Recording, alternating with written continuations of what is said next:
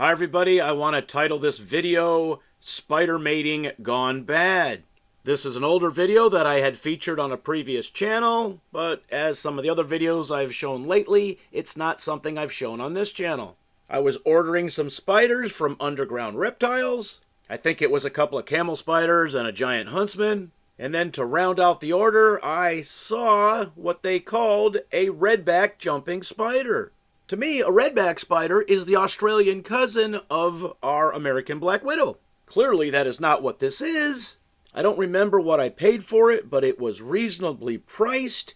And then when the package arrived a few days later, they had actually put two in there. No, there was not two in the one container. They gave me two separate containers with a little note that said, "Hey, thanks for your repeat business. We tossed in this extra spider for you." At least they didn't toss it loose in the box as a prank, right? One was labeled male, the other was labeled female, and I got the bright idea to put them together in the same habitat to make some spider babies.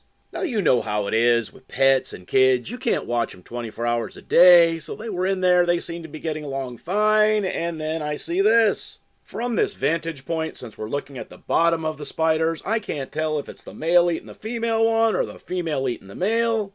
But if it's like anything else in the universe, it's probably the female devouring the dreams and desires of the male. Yeah, it's just life, right? And then I thought nothing of it until an egg sac was laid, or I noticed the egg sac. The egg sac could have been laid prior to the one spider eating the other spider. And then sometime later, several weeks later, there was a bunch of tiny little jumping spiders everywhere. You know, jumping spider escape.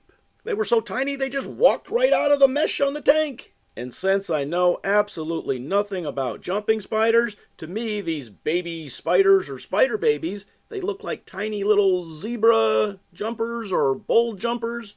And I'm just going by the coloring. But these tiny little spiderlings came out of the egg sac laid by the mating of two redback jumping spiders, officially called Phidippus johnsoni.